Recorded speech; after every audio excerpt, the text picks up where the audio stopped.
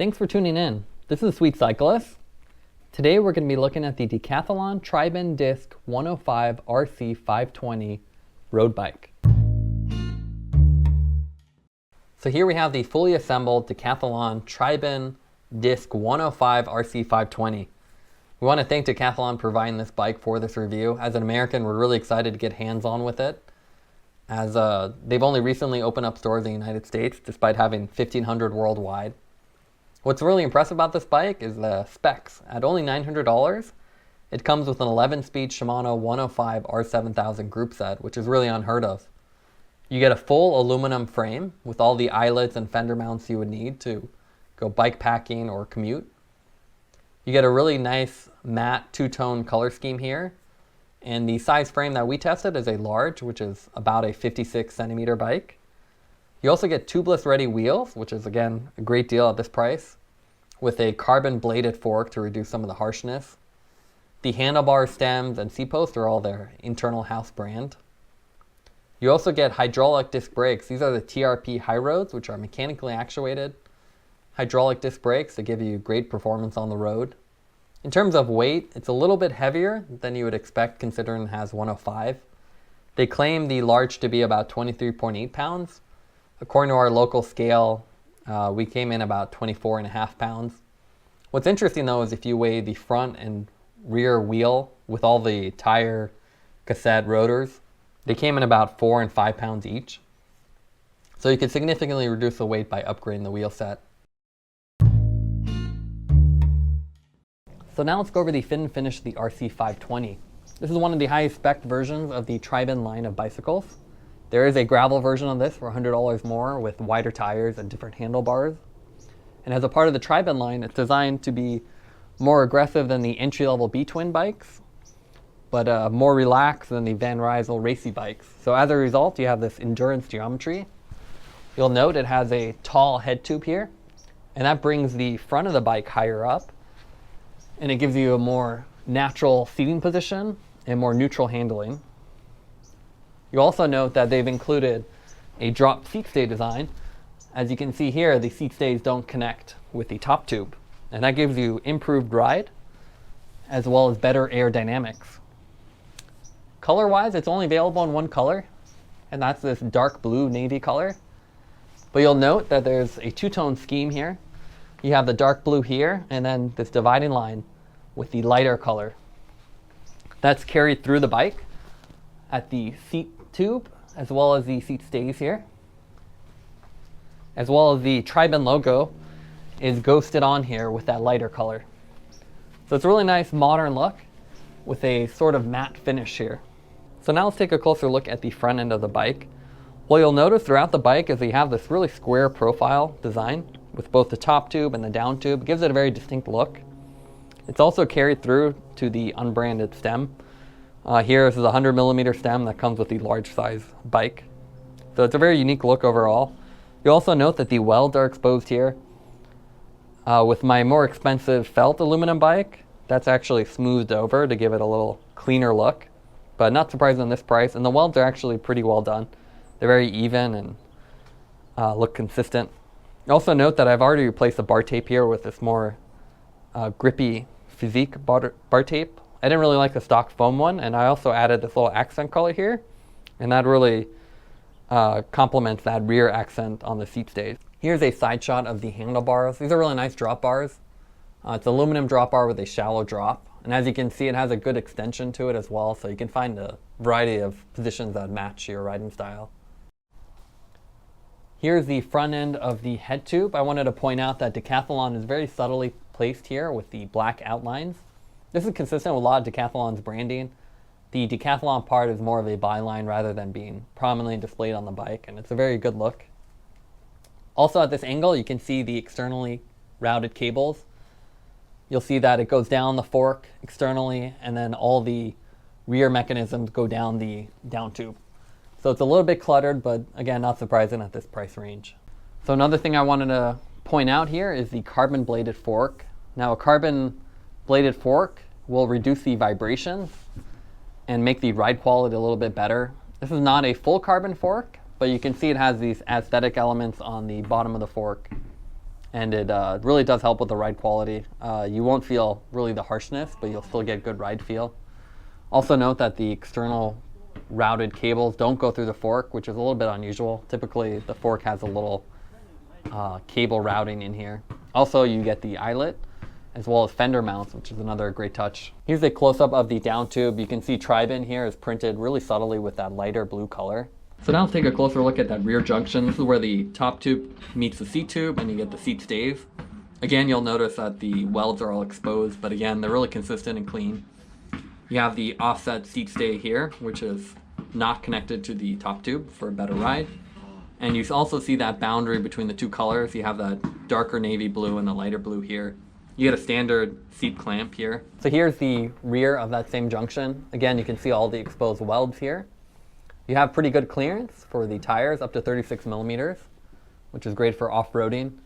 You can see the minimum insertion location here at the seat clamp, as well as, again, the fender locations and the eyelets. So here's a close-up of the rear tires. These are Triban's own Protect Light 700 by 28 from the factory. The wheels themselves are actually tubeless already, which is really amazing at this price point. I found the wheels to be rather heavy. They don't have that fast acceleration you'd get with climbing wheels, which are lighter. So this might be one thing that's a easy upgrade, but that's pretty common with entry-level bikes. Usually they're built for robustness and not speed. So here's a close-up of the crank. This is a non-series Shimano crank. It looks very similar to 105 though, so it really fits the bill pretty well. I've upgraded the pedals to Lukios, but from the factory you get the 105 derailleurs and the important levers, so you get all the important pieces. The chain set is also not Shimano. Here's the backside of the crank. Again, you can see exposed welding here, as well as this interesting little bracing here, which again has another mounting location for fenders. Overall though, it looks pretty well done. The bottom bracket is surprisingly not that large. Typically, modern bikes have BB30 or even larger standards and really bulky bottom brackets. This is a lot smaller and more reminiscent of older steel bikes. So with the RC520, they've really done a great job in terms of specs. You get the 105 rear derailleur, and this is the long cage. As you can see, it's quite a bit larger than the shorter cage version, and that gives you a lot of flexibility in terms of gearing. So right from the factory, they give you an 11 to 32 micro shift cassette. And that's really awesome. That range gives you enough to really speed down hills and do a lot of climbs. Especially combined with the compact cassette, which is a 50-34. That means your smallest gear is actually a 34-32. So here's the rear brake calipers.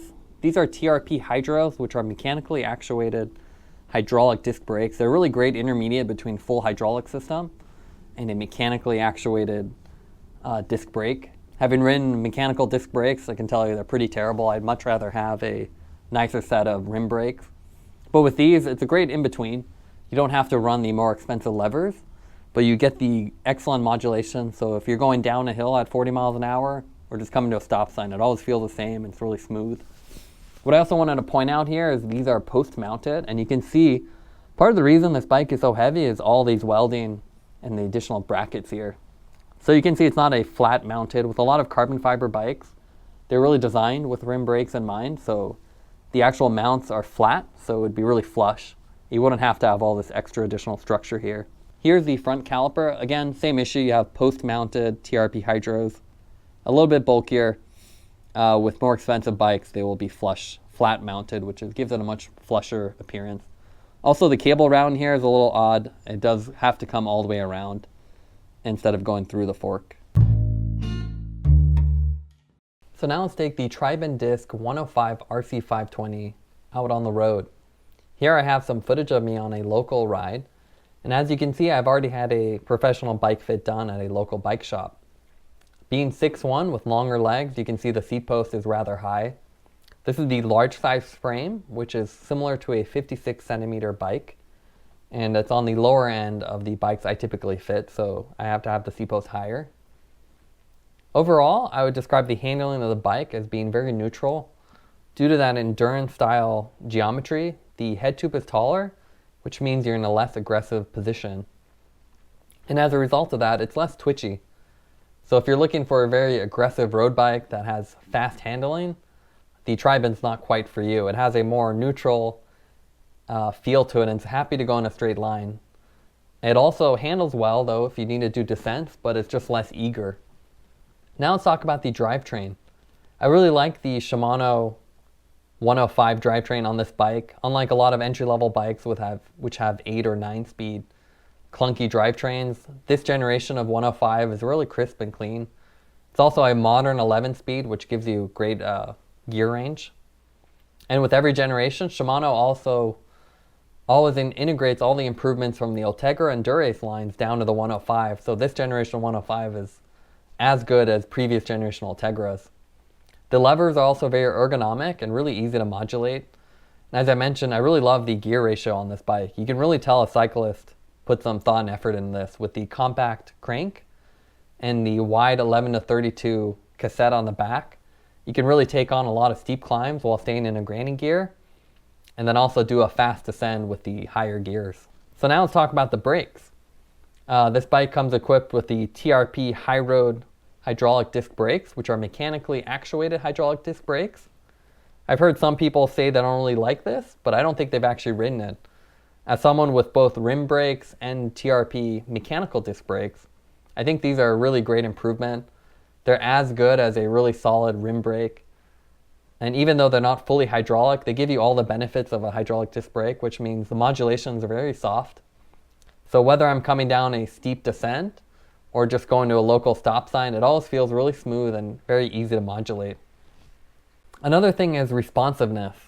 With the design of this bike and the more entry-level wheels and tires, it really doesn't feel fast off the line. So you don't feel like you're going fast until you really get up to speed. I think the problem with this is a combination of the higher weight and the wheel and tire combination, which is not surprising, especially on entry-level bikes.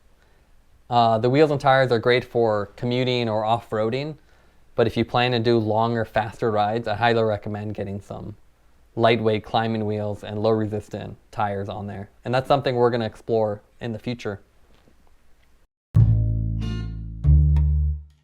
So now let's go over the final scorecard for the RC520. In terms of design, I would give an A-. The two-tone color scheme is really well done. Gives a very sleek and modern appearance. And even though you have externally routed cables, which make it look a little bit cluttered, I think they've done a great job overall. In terms of components, I would definitely give it an A. For this price point, you just don't see Shimano 105 components. And the hydraulic disc brakes are a really great addition. Handling-wise, I'd give this about a B+. It has a more endurance geometry, and as a result, it has a more relaxed handling to it. So it's less responsive than a more aggressive carbon bike would be. Overall, though, the value of this bike is definitely an A+. You just don't find specs like these on a $900 bike. It really makes an entry-level bike a lot more premium. And even though the overall weight of the bike is a little bit heavy, and it has some negatives like the less responsive handling and wheels and tire combination, I think it's a really great value. Whether you're looking for a good commuter or just looking for a bike for centuries, or even as a winter bike, I think it's a great all-around bike. You can definitely adjust it and modify parts as you see fit to really improve the various characteristics. So thanks for watching this review. If you like the content, don't forget to like and subscribe. If you want to see more content from The Sweet Cyclist, you can follow us on Instagram at The Sweet Cyclist. You can also visit our website at thesweetcyclist.com for additional content. This is The Sweet Cyclist reminding you to enjoy the ride.